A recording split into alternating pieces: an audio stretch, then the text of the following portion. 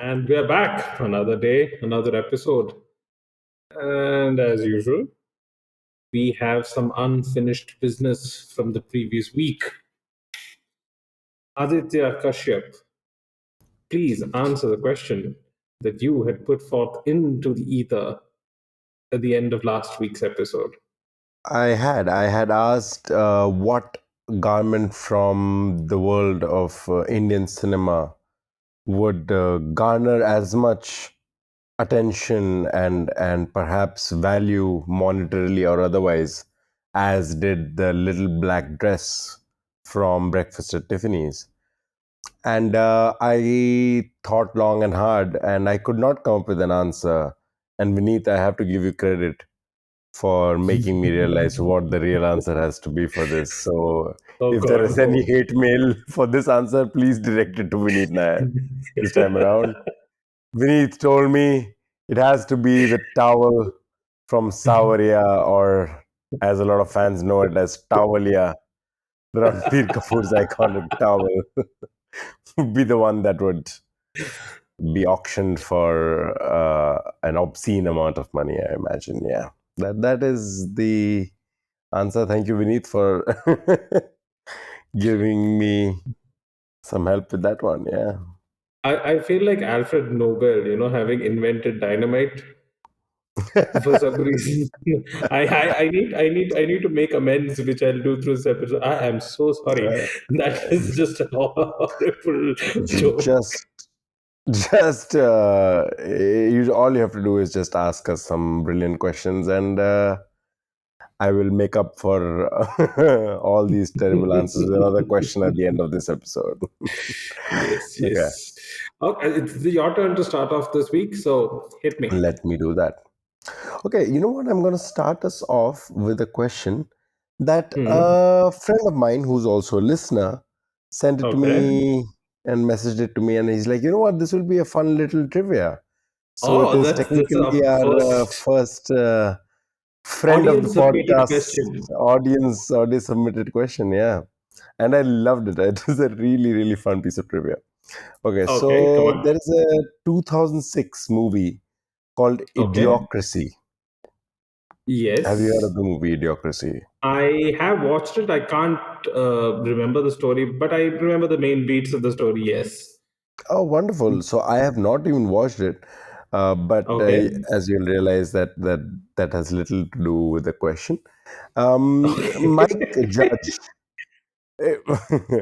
Well, my watching it doesn't really matter. Anyways, Mike Judge is the director of this film, and he recently revealed that in this film is about for those of you who might not know about this film, it's an American science fiction comedy film from 2006, and it is about a decisively average American is selected as a guinea pig for a top secret hibernation program, but is forgotten, awakening to a future so incredibly moronic he's easily the most intelligent person alive. Idea being that society's progressed so much that everybody has become really ridiculously stupid in this potential dystopian future. So it's a science fiction comedy film. Yes, and I think For the Terry Crews or somebody plays the president, if I'm not mistaken. Again, I'm I remembering a movie will from I 10 years ago, but yeah, will fact check I that, will please. fact check that. I will fact check that. So for this film, as is with every science fiction film, the production design had to do a lot of thinking about what the future would look like. And in this particular context, it has to look futuristic as well as look stupid. The production designer, the costume designer, did not have enough of a budget. So she was looking for a specific item of clothing that would fit the bill of futuristic yet stupid. This is back in 2006. What did she use in this film that wasn't very popular back then, but is now? Uh, I'm trying to remember the movie. I just remember for some reason Terry Crews in an American flag top hat. I can't remember much of it. I do remember the basic beats of the story, yes, but I think one of the Wilson brothers plays the protagonist. I'm not sure, but okay. Hmm. Is it something like a okay? So it's a piece of clothing that's very popular now.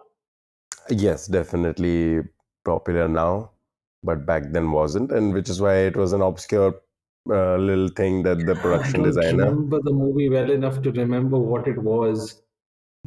Okay, what kind of a fashion trend would is? I'm the costume completely designer thought clueless. that this would make complete sense in the context of being futuristic yet stupid. And in a very rather funny little retelling of how this came to be, Mike Judge says how he asked the costume designer if what if by the time this movie is released, this has become very popular or people are using it and people know of this. And the costume designer was just like, have you seen these? These look really stupid. Nobody's ever Okay, gonna adopt them on a mass scale. okay. And as future predictions go, that was incredibly wrong. Okay. Is it like culottes, those things that look like skirts but are actually pants or something? No, no. Okay. Is it to deal with a fashion choice or is it like a fabric choice? Fashion, Okay, because not I a was thinking the fabric. other thing I was kind of like they were using aluminium foil clothes or something. No, Uh, think of a brand actually. It's not Crocs. a Crocs is the answer. Crocs is the answer. Oh Yeah, that's yeah, right. yeah, yeah. So Crocs were the footwear that were used in Idiocracy because the costume designer thought that they looked futuristic yet stupid and was convinced that this would never be adopted on a big enough scale. And I guess humanity has proved that wrong. We were like, you know what? These are great. We are going to definitely have No, but a few. I You, would agree with 50% of what she said. It does look stupid, even though I do confess I do own an army camouflaged color pair. But in nice, my nice. defense, it was at 50% off. So When you just own it, it's fine. It's okay. don't make excuses, right? Okay. No, Yeah, but exactly. they are comfortable. They are, to be fair, they are comfortable. I like how even in buying a pair of Crocs, you were like, Let me buy a pair which hopefully people will not see. Let me buy a camouflage pair, No, just okay. disappears into the background." Okay, so a small aside here. My wife was like, "Okay, there's a 50% discount on the." We were in the store, we were buying something else, and then she sees a rack of stuff. Like, okay, there's 50% discount. I'm looking for the my standard go-to, which is plain black, and it's Hmm. completely sold out. The Hmm. only thing available in my size was, the green camouflage, army camouflage type crop. So, and I think I've worn it maybe like once since I bought it, once or twice, but that's it. Yeah. Okay, okay. Well, you and the rest of the world do think that there is some value to them, and hence this movie Idiocracy is perhaps being proven right. People are getting either stupider or maybe they don't care. I don't know. Either They don't ways, care. They don't care. Crocs are the footwear in question here. A shout out to Nandan who suggested this question. So thanks, Nandan. Yes, thank you, Nandan. Thank And you. up That's a on to great you. question. Your question Okay. nowadays. Okay. I am going to ask a question which I don't again think qualifies as a quiz question at all in any way, shape, or form. It's just a very, very interesting piece of trivia that I came across a couple of days ago. Okay, so bear with me here. It's a slightly, you know, long-winded question. Synchronicity is a concept that was first introduced by psychologist Carl Jung to describe circumstances that appear meaningfully related but lack a causal connection. Right.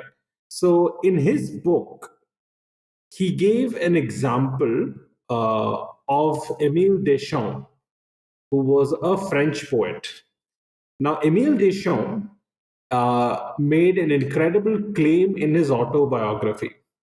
Okay, a series of coincidences which probably you'll never even believe. That in 1805, Deschamps received something from a man named Monsieur de Fontaigu. Okay, in 1805. Okay. That was the first time. A decade later, Deschamps was in Paris and he saw X advertised and he went into this particular, let's call it shop, right? He went in and he was remembering the instance 10 years ago when he first was given X by Monsieur de Fontaigu. So he asked for the item. He asked for X, and he was told it was almost sold out. There was only one piece remaining, and of all the coincidences that you can think of, Monsieur de Fontaigu was there, and he met him again when in the context of this item X. In 1832, which is around 27 years after the first exposure, at a dinner party, he again saw X, this item. And then he remarked to a friend that he only needed Monsieur de Fontaigu around to make the moment complete. And lo and behold, he walks into the room having arrived at the wrong address. He was at the same building. There was another party going on in another room, and he walks in.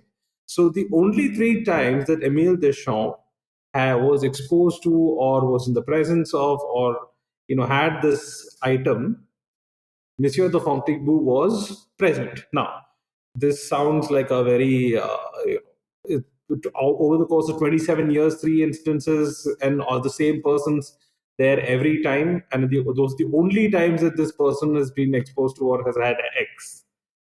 And that is one of the examples that Carl Jung gives in his book, Synchronicity. Uh-huh. My question is, what is X? And also caveats, I have a wife and child. Please do not kill me after you hear the answer. um, a bunch of it was very French sounding. Just gonna guess some French stuff. I don't know. First guess is champagne. No, Okay, is it an item of consumption, food it's a or drink? dessert. I'll get, because this is just so silly. I'll just tell you, it's an item of dessert. It's a dessert. Uh, a French dessert. I mean, there are so many. Um, Not wow. particularly French dessert. Monsieur de Fontaigu, ironically, even though his name was an Englishman. Okay. Um, some sort of dessert. I don't know. Is it a cake? Just No, it's a I've kind of never. pudding. Just tell me what kind of pudding. Oh, this is so silly. I'm regretting this answer. I'm going to cut this answer out of the episode, that's for sure. But just anyway, let's go ahead. I'll give you the satisfaction of answering this. I'm serious. I'm cutting this Um, out. no, no. This has to stay.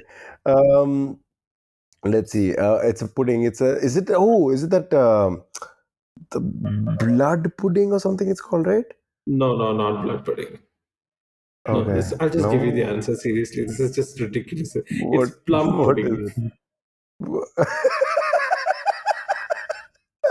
So confused. The most random thing in the world. But it just fascinates me that this man has had plum pudding just three times in the world in his entire life. Over the course of 27 years, he had plum pudding just three times, and all three times, this dude just walks in.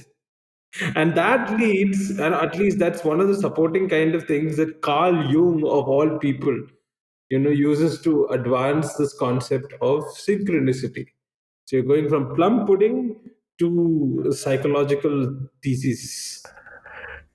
Carl Jung was not thinking, I think, far enough. I think if he had thought about it, it was just a glitch in the matrix. Somebody out there has written the programming, the code for this world we live in, was messing around. I was like, oh, every time this particular person eats, if this happens, then this happens. He just wrote a little if else code over Okay, if else statement, yeah, okay. there. Computer science makes a raise his head a little over there.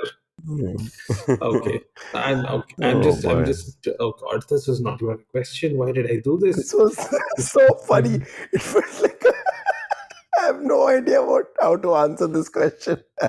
Yeah, I mean, like, I I love don't. it. It I love doesn't it. qualify.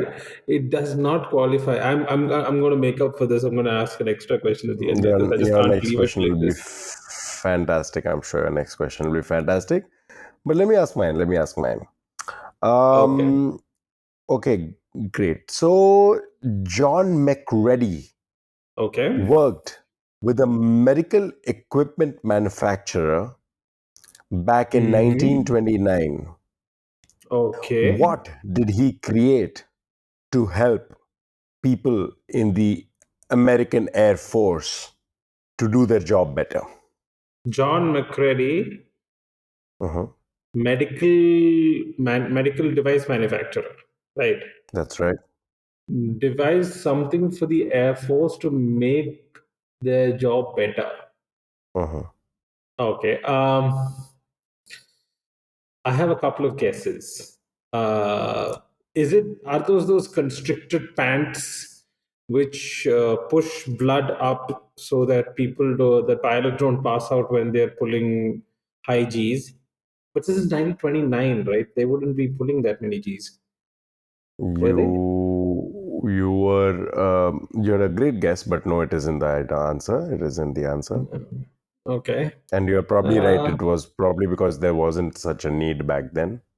Yeah, no, I because I don't think remember there. this. I don't remember if it was a World War One or World War Two pilot who lost both of his legs in an accident, in a crash or something, and then he got back on a plane using a specially modified plane that he could use his controls without his legs. And turned out he was a better pilot because he could make sharper turns because the blood didn't have anywhere to go to. It stayed up in his head, in the upper half of his body, rather than going to the bottom when he's pulling a sharp turn. So that's Interesting. okay. So second would be the ejector seat. Is Nope, that not the the ejector no? seat either. No, no. Okay, it isn't as something as simple as a helmet, right? Or a visor. It is not a helmet. It's not a visor. Okay, so then I'm gonna need clues then. All right, sure. This medical equipment manufacturer was based in New York. Um, McCready was worried about the intense blue and white hues of the sky. Okay, These two clues might lead you closer.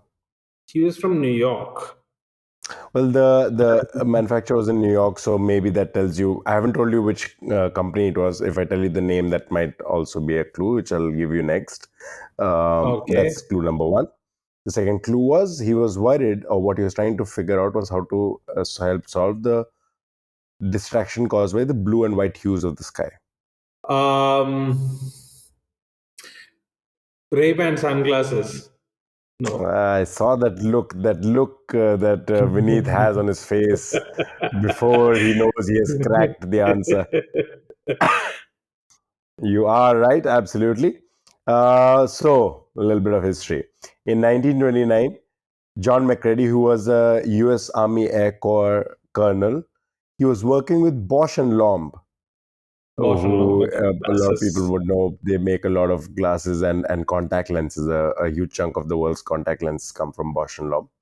Um, and he was trying to figure out how to reduce the distraction for pilots caused by the intense blue and white hues from the sky, and basically increase the visibility. And that's how the Ray Bans came to being.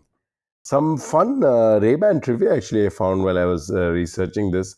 Did you know Tom Cruise has single handedly increased the sales for Ray-Ban in multiple movies, and I would not be surprised.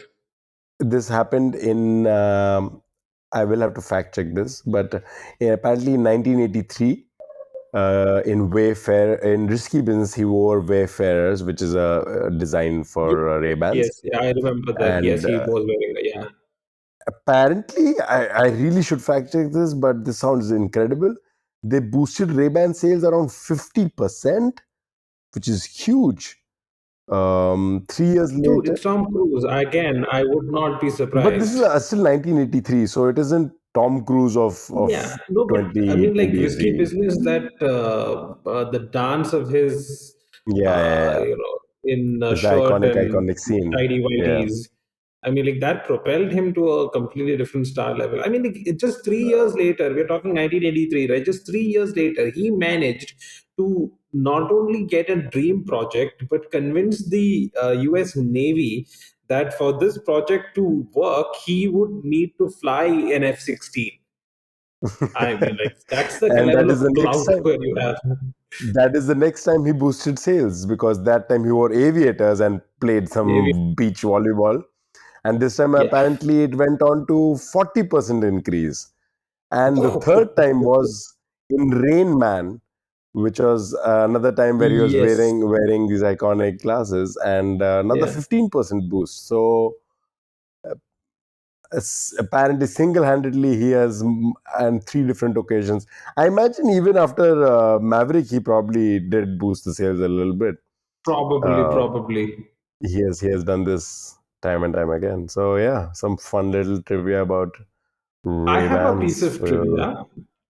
Please do When share. it comes to now, see, I should probably have checked this out at some point, but it's okay. So years and years ago, in a school quiz which I had attended, somebody dropped a question uh, asking as to why uh, pilots of Air Force One, at least in the 70s, used to wear an eye patch like pirates. Hmm. The answer being as to the reason they wore it was that in case was there was a flash from a nuclear bomb exploding, they would go blind in one eye, so they could just Okay. shift the patch to the other side and still fly the plane. I've always had questions regarding this, but I've never actually fact checked it. Now that I have somebody else who does the fact checking, go nuts. Okay, I shall do my due diligence and try to figure that one out. But that sounds like an incredible little piece of trivia if that is true. Yeah, I don't know Which if of course it leads is, but me yeah. to the one last piece of trivia, perhaps in this relation, because you mentioned eye patches and the accepted reason as to why seamen and sailors used to wear eye patches was just because when you're on the deck, you would have the glare of the sun, and then Glare as of the soon as you sea, go yeah. below deck, you should be still able to see. So, which is when you would use your other eye, which would not Yeah. be blinded by the glare of the sun and the sea, and you would still be able to do whatever you needed to do below deck without needing time to adjust to the darkness. Yeah. And that's why they used to wear eye patches. Yeah. Well, Not much of moving a on. fashion statement, more utilitarian than being just a fashion statement. More Or utilitarian. if Yeah. you're Nelson, then it is definitely a necessity. You don't want people looking at your empty eye socket, nah. That would Okay. be sight. Okay. Wyden plus Kennedy.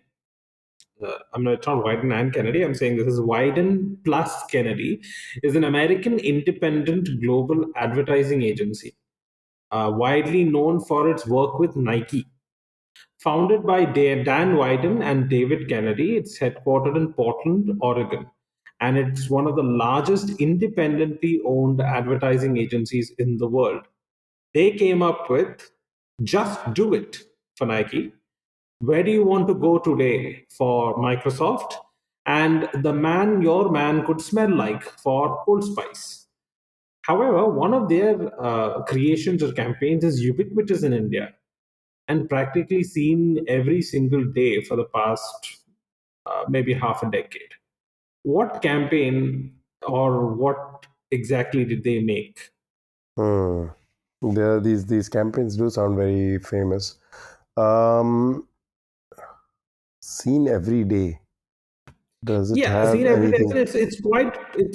It's everywhere nowadays. It's on products. You see it on posters. You see it in a lot of places.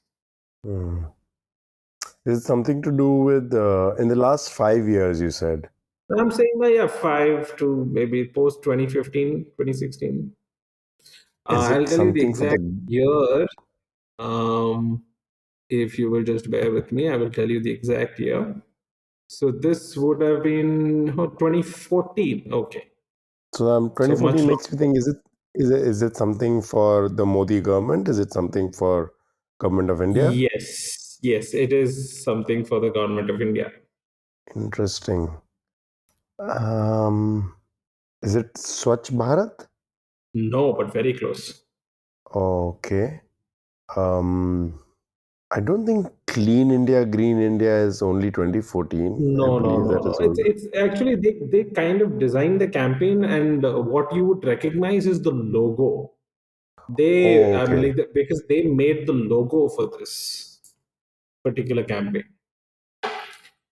Do you want a Hmm. clue? Let me make one last guess, though I don't know if there is a famous logo. I was thinking Atmanirbhar, but that also I can't recall a famous logo for Atmanirbhar. Yes, you're in the ballpark. Okay, so I would say that on the face of it, when I tell you that an American company made this Hmm. logo, it's a little ironic.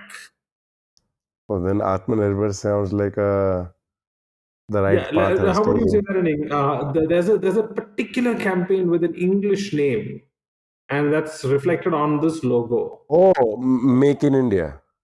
Yes, it is the Make in India logo, the lion. Oh, okay, Make in India. Make in India logo is not made in India. That No, no, no. is Okay, hilarious. technically, no, no. Let me say that before we get flagged. Technically, it was made in India because it was designed by one of the Indian subsidiaries of Wyden plus Kennedy. Oh, okay, okay, So all right. technically, it is make in India. We didn't say Indian company. It is really make in India. So an Right, American fair. company, but they did make it in India. Okay, all right. That is funny. That is a great piece of trivia. Okay, cool, cool, cool. Is Okay, your turn. I'm a bit I'm not sure, but is Make in India the same as Atmanirbhar, right? I think it is the same. I think we'll have to fact check that because I'm a little Fact check because there that. are so many schemes. Yeah, there's so many schemes. Hmm. Yeah. Okay, alrighty. We shall fact check that. Stick around till the end of the episode. But moving on. All right. So the next question is from the world of literature. I'm gonna start by giving you the name of this author. It's a three-parter Mhm. name, and the name is X Y Dodson. X and Y is what you have to figure out. X Y Dodson uh, Mhm. chose to go under a pseudonym, chose to use a pseudonym rather, a pen name, Mhm. when he started writing his famous works of literature. And that pen name was derived from X and Y. And we obviously know him better by the pen name, right? So Okay. what he did was, it was a play on his actual name, XY. He took the Y part of his name, and Mhm. that which was in English. Okay. Oh boy, I'm making a mess of this, but let me try that again. All right, so the word in Y, yes, okay, fine. The Y word, he chose the Latin form of that word, and then he anglicized that all over again. Okay, so Okay. Y was his name. He chose the Latin form of that word, and then he anglicized it, right? And Okay. that's how he got the first word of his pen name. Okay. Okay. Are So you he with got me his so far? first Are you with part me of so the far? pen name. Yes. Okay. Let me just I, recap a yeah, little bit. He yeah, got yeah, the yeah, first yeah, part of his pen name from his middle name. yeah. Okay. All right, and Hmm. X in his Hmm. actual name, he took that, and the Latin form of that he found a name which was a similar Irish word to that Latin form. And that Mm-hmm. became the second part of Second his part pen of name. yeah. Yeah. So just to give it the TLDR of it is XY Dodson is his name. His pen name is Y slightly modified and X slightly modified in that order. So XY Okay. Dodson became Y modified X modified. I'm just sounding Okay. like a very complex math equation, but he played around with the Latinized version and the anglicized form of words, and he came up with this very famous pen name. Oh, wow, put me out of my misery. Vineet, tell me what the answer is. I'm assuming you already know.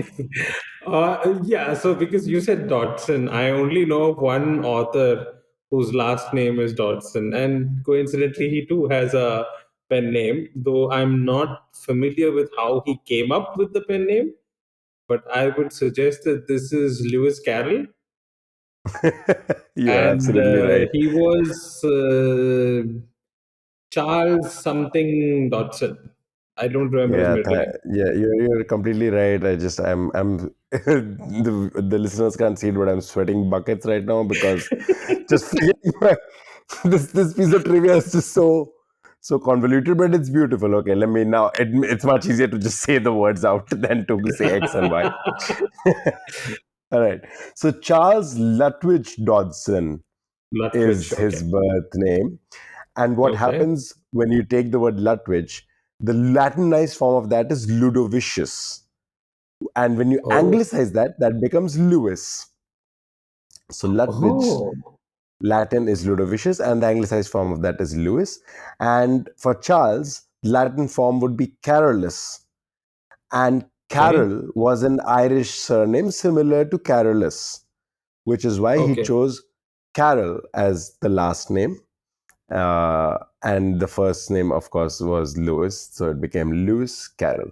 Because Charles Lutwidge translated into Latin would be Carolus Ludovicius, and when you Okay. translate it back into English, it would become Carol Lewis or Lewis Carroll, as he is now known. Do you know which Okay. was the poem that he first used his No. pseudonym No. No. with? No. I wouldn't. I can't remember. I mean, like, even if I did Okay, so read it, that I that don't. that that poem is Solitude. It's a pretty famous poem by Lewis Carroll, and Okay. it Solitude. is Solitude. Yeah, Okay. Okay. That's a convoluted question. Quite convoluted, but I do appreciate it. And the Latin bent kind of gives me a segue into my next question. that's all I'm Uh, there for, just to give you segues. no, actually, I hadn't planned. I haven't even actually phrased this into a question yet. It's been something I heard on a podcast recently, not recently, some time ago, and it's been germinating, but I never actually got down to putting into a question. So bear with me if it doesn't follow a smooth, path. Alrighty. So X is the title. X was, let's say, the title given to an elected position, Mm-hmm. okay, in the erstwhile Roman Empire. Okay. Okay, this position came with a lot of power, Okay. but it was only for a limited duration. Mm-hmm.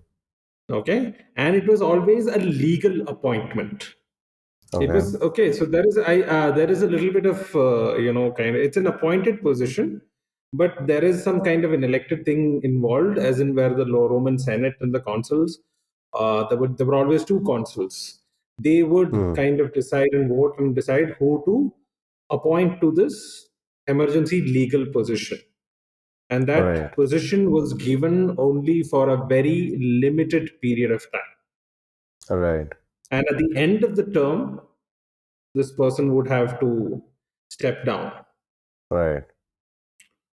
What was the name of the title, which currently has probably the exact opposite meaning to, not opposite meaning, but the opposite connotation than it had in ancient Rome? Interesting. I was gonna say Caesar, but No. No, but Caesar, I would say Caesar is a good example of this. He did hold the position once or twice, if I'm isn't not Caesar mistaken. also a title? No, Caesar If I'm actually not wrong. was his name, I think. And then Right. did it It become a wasn't. title after that? Yeah, I think it became a It might title have been after his that. name. Oh, okay. Perhaps then it became a title after No, that. All right. Okay. because if I remember his name being Gaius Julius Caesar. You are right. You are actually right. Yeah. But I somehow also think Caesar became a title perhaps then after. We'll fact check Yeah, so that. I think And Caesar, okay. Kaiser, the German Kaiser comes from Caesar, if I'm not mistaken. Kaiser comes from Caesar. Even the word Russian word Tsar comes from Caesar. Tsar from comes Both from of Caesar. them. And Both of interestingly them. enough, I think the Ottoman Empire also had, they also claimed to be the descendants of, Rome and Right. Caesars and Right. Right. whatnot. So even though they were a Interesting. completely different, yeah. So anyway, coming back to the question, what Mm. position or title was given to this legal appointment, which was Uh, always intended to be for a limited, very limited duration. and you said that this would be almost contrary to its current usage. Current connotation, yes, Hmm. partly. I mean, Trying to like think of. it's you wouldn't consider. See, in those days, it was a very positive connotation, Okay. right? Very positive, and nowadays, no. If you're saying it's not a positive connotation anymore, then it makes you think I might be wrong. But a guess would Okay. be uh, ombudsman. No, no, no, not onwards. Okay, Okay, not so I'll just give ombudsman. you an example. You already know of Caesar, right? You know of Caesar. Mm-hmm. The person for whom Cincinnati was named was probably the greatest living example. Not living, obviously not living. Oh, but at the time, the greatest example of a person who held this position, and you know, he followed it to the letter and the spirit of that position. This was when it was still a positive thing. Oh, and this guy was told to come and take this position, and he very promptly abdicated the position once the job was done. There's Yes. some anecdote like that. I've heard of the anecdote. Yeah. Um, no, I I don't know. I will need a perhaps another hint or something. Okay, so okay, let me just take you back to the uh, to another kind of clue. Have you Mhm. watched The Dark Knight? I know that this is sounded very much like the Dark Knight, that dialogue where they're talking about the last guy who did this. He refused to give up his position, and so Yes. you either die a hero, or you live long L- enough to see yourself become the Long villain. enough to see yourself become the villain, which is frankly one of the most Yeah. shoehorned in pieces of foreshadowing that I've seen Christopher Nolan do. Very clumsy, Oh, but still. you are gathering some haters online right now. Vineet, I see No, I love the movie. you don't Absolutely, I quote you that quite a don't lot. But care about your life and your safety. Just shooting down Dark Knight as being a I'm not lower shooting down the form of dark side. art. I'm saying that particular piece of foreshadowing was a little clumsily shoehorned in. I mean, like, nobody talks like that at dinner. Come on. Vineet Nair speaks for himself and himself alone. He does not speak for the podcast or for me. any any lovers of Dark Knight and Nolan, please send all your hate mail to him. Okay, yes, no, but coming back to this, Yeah. um, phew, I actually don't know who Cincinnati is named after. I'm assuming somebody called Cincinnati or something. It was a gentleman by the name of Lucius Quintius Cincinnatus, or he was as commonly mononymously known as Cincinnatus. Cincinnati. That makes sense. And I he don't know. did I this can't more think of than anything. once. He did this more than once. So I'll give you a little more expanded kind of clue into this. It was only done in times of extreme emergency, when especially when Rome Right. was under attack. So they would appoint one person to this position, and he would have absolute power. Now, Cincinnatus is Uh, known for being the ideal Roman because he gave up absolute power at the end of 6 months or whatever his duration was, and then went back to becoming a farmer. All right. Mm, a dictator. I don't know, I'm just gonna guess a It's dictator. exactly a dictator.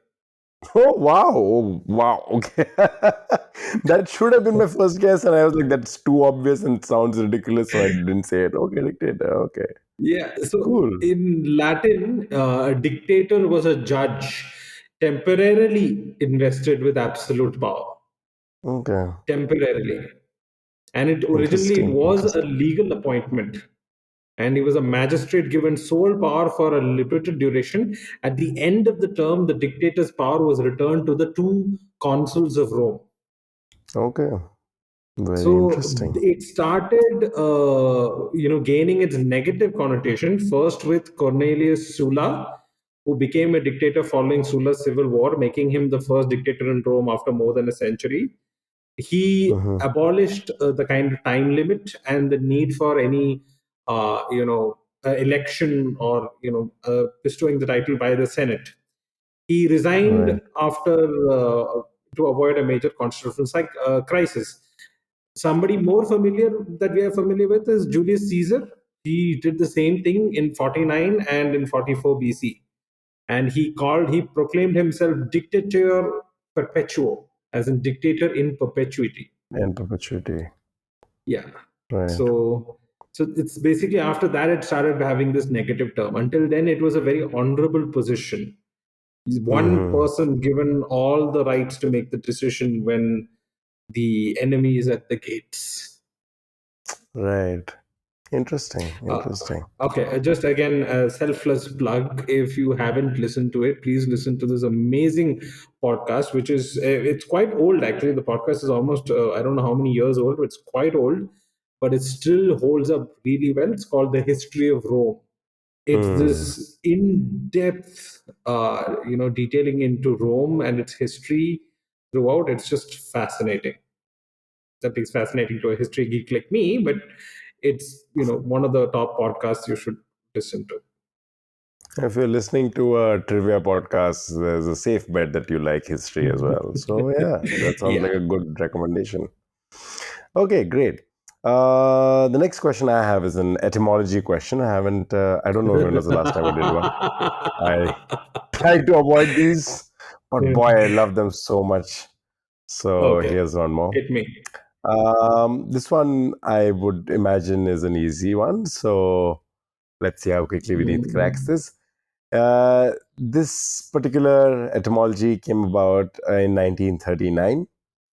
It was a okay. pejorative reference to a Soviet foreign minister who Okay. was one of the architects of a Huh. pact. Huh. Okay, so there was a pact that was signed, and this was a Huh. pejorative reference to his involvement in it and to his name itself. The origin of this name was because this particular gentleman, he said during the Huh. Winter War that he declared on the radio that the bombing missions over Finland were actually airborne humanitarian food deliveries for the starving neighbors of Soviet Okay. Russia. Okay. So when the Finnish heard this, and they were obviously just completely annoyed at this man for saying such a senseless and almost hurtful little thing of making it so sound so casual, the amount of death that was happening. Because what, again, just to reiterate, he called the incendiary bombing missions over Finland, he called those airborne humanitarian food deliveries to starving neighbors, which is, as far as just shooting down your opponents goes, is one of the worst things you could do. And which is why the Finnish, in their response, when they responded with something, and something is what we are getting at, they used a pejorative name which was supposed to reference this particular gentleman. What etymology comes from this? Oh, something to do with a Molotov cocktail. I spent so much time trying to phrase a question. Beneath, you take 2 seconds to answer it. This does not seem fair at all. Yes, you are right. It is a Molotov cocktail, very well cracked. So this guy's name was Molotov, and Yeah, he I was one remember. of the architects of Molotov-Ribbentrop Pact. And the Finnish were very annoyed at the pact itself, and also the fact that he said this very uh, hurtful thing on the radio about the bombing missions being actually food. So when they were responding with Molotov cocktails, for those of you who might not know, Molotov cocktails are this device which basically bursts into flames on impact. It's supposed to be a bottle with some sort of The alcohol in it, glass and bottle, no, glass bottle mm, half filled with petrol with petrol petrol. Sorry, yeah, soaked wick. Yeah. So yeah, you and have a petrol bottle soaked with quick. half of petrol and half of the fumes. When you throw it, it breaks apart. The fumes get ignited by the burning wick, and which Right. the rest of the liquid petrol then acts as fuel. It's quite That's deadly and effective. I don't know why Vineet knows this in so much detail. I don't know what he does in his free time, but but that is exactly right. This just for a reference, by the way, I'm the one asking the question, so I'm the one who did the research, and he has explained it much better than I did. So he doesn't even have the Wikipedia page open in front of him. Okay, so the handheld firebomb was developed to basically attack and destroy Soviet tanks by guerrilla the Warfare warriors, techniques. and yeah, so guerrilla warfare technique. And the Finns called it a Molotov cocktail because it was supposed to go as a drink with the food parcels that Molotov was delivering. So that is where Yeah. the cocktail part of it comes from. So here's a cocktail for all the food parcels that you're giving us. And I thought that was a pretty resounding reply to somebody who sounded like, A pardon my total French, like a ass. complete asshole. Yeah, You're an that, asshole. yeah, asshole. Okay, that was a great question. I am going to go back to okay, okay.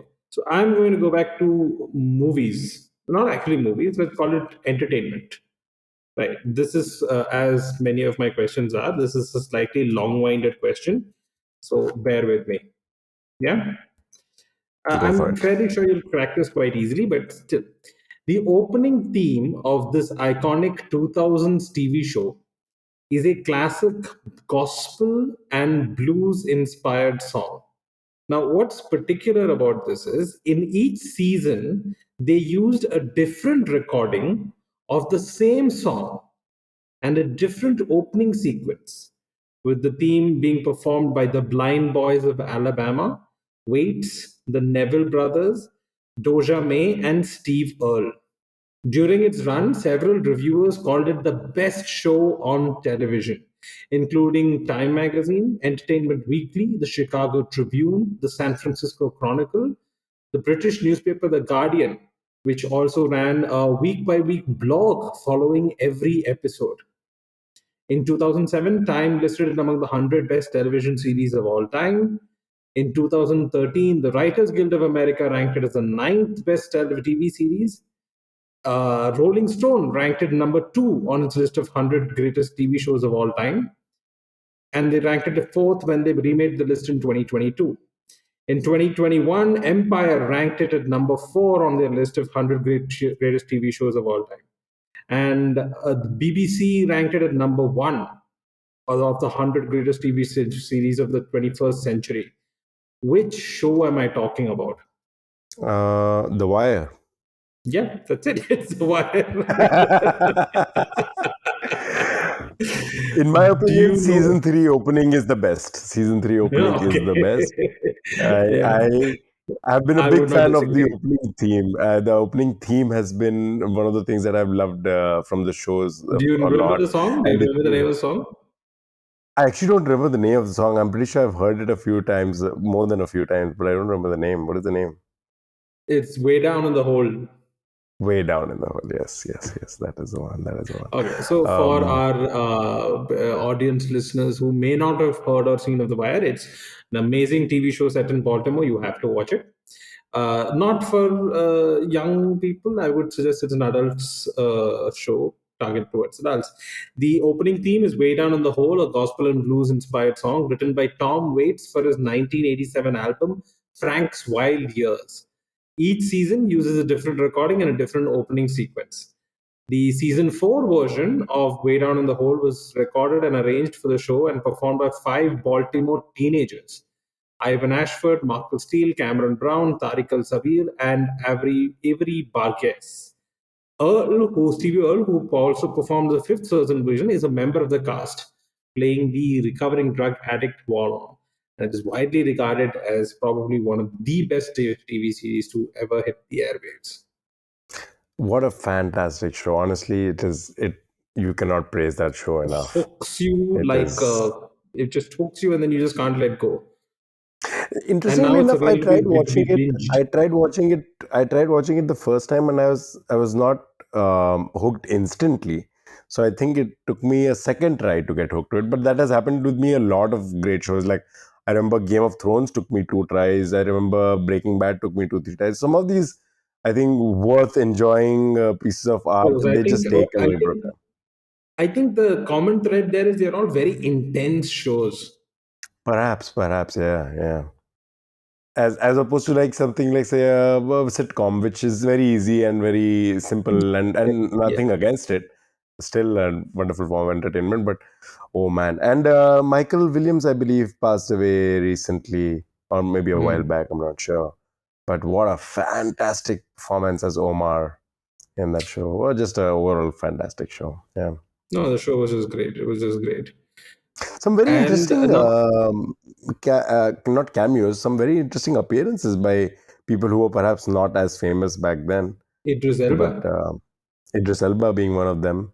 I believe Michael B. Jordan is also there in it as a young teenager. I, whoa, okay, that's a deep cut. I don't remember. I'll have to rewatch it. I haven't watched the series in, I think, 6 or 7 years now. I'll have to go back and watch it again.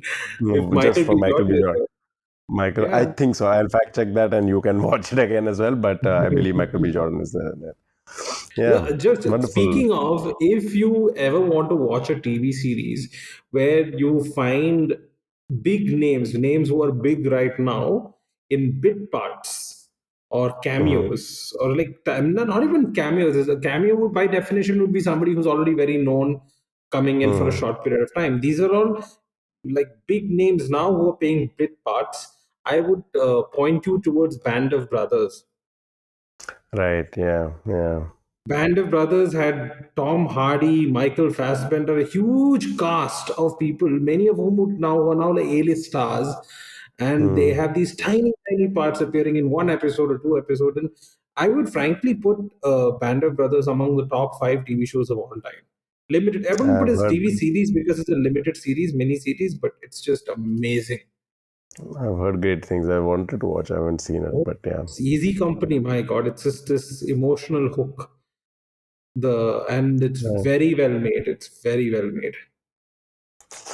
Oof, The lovely. sequel series, I think it's called The Pacific. I wasn't that impressed, but this was just amazing. I shall add it to my watch list then. Yeah. Hmm. So I think we have run out of time and run out of questions, at least for this episode. Aditya, you know what to do. um, I think by this time the listeners are well aware that I do come up with the questions on the spot, but today the question has a very specific purpose. Vineet asked a question right at the beginning of the episode, the first question he asked, and he has told me that he plans on editing it out. So now I'm going to ask a question related to that, which will ensure that he cannot edit it out anymore. I don't even know what the answer to this question is. It just is a means to ensure that Vinny doesn't edit out the question. And he asked us about synchronicity by Carl Jung. So I am going to ask, I'm going to ask you about the synchronicity that happened, definitely happened in the life of a very famous historical figure in India. Let's say Let's say Are we going to get cancelled for Emperor this? Emperor Ashoka. I'm just gonna make something up, but this definitely happened. So yeah, that's how I deal with facts at the end of the episode when I'm exhausted. Synchronicity example from Emperor Ashoka's life is what we'll find out in our next episode. Yeah.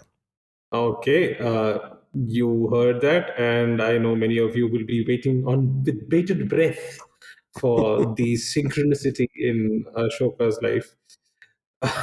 That's all for this episode. Thank you for listening in. We really hope you enjoyed the show and learned something new. Whether it was good or bad, I leave it to you.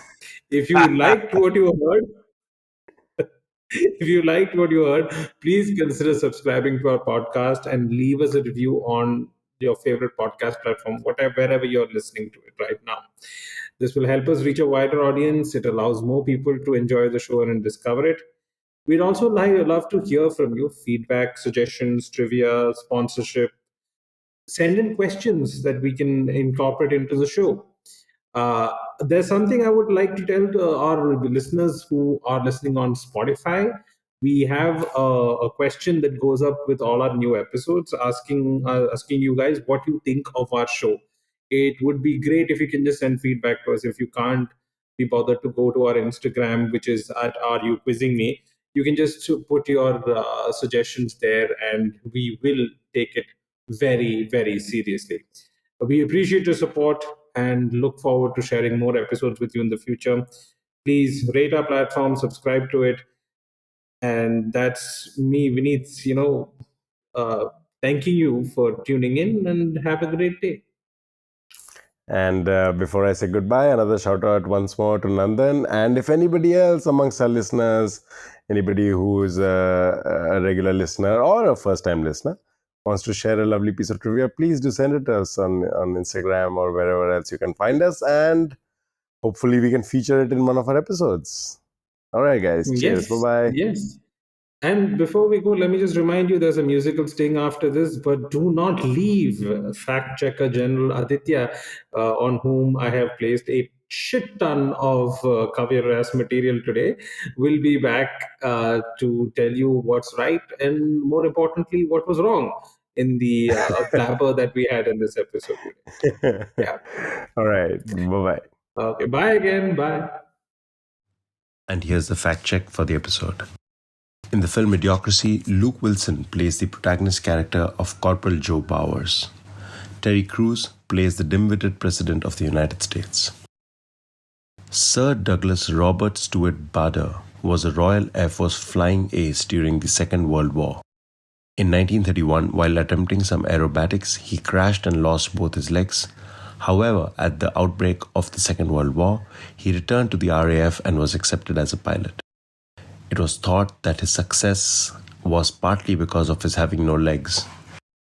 Pilots pulling high G-forces in combat turns often blacked out as the flow of blood from the brain drained to the lower parts of the body, especially the legs. As Bader had no legs, he could remain conscious longer and thus had an advantage over opponents with legs.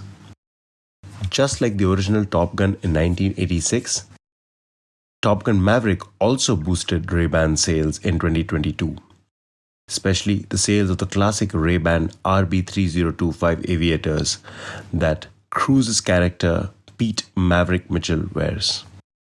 While there is no proof of Air Force One pilots wearing eye patches during the height of Cold War, some sources suggest that World War II pilots did wear an eye patch to protect at least one eye against blindness in the case of a nuclear explosion.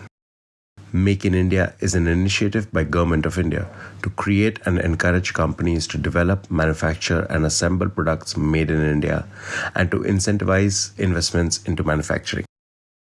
Atmanirbhar Bharat is a phrase Narendra Modi and his government used to popularize plans for India to play a larger role in the world economy and for it to become more efficient, competitive and resilient. It became popular in 2020 with Atmanirbhar Bharat Abhiyan in relation to India's COVID-19 pandemic response package. Caesar is a Latin title of imperial character. It derives from Julius Caesar, the Roman leader. Michael K. Williams, who played Omar Little on The Wire, passed away on September 6, 2021 at the age of 54. Michael B. Jordan plays the character of Wallace on The Wire. And that's all for a very long fact.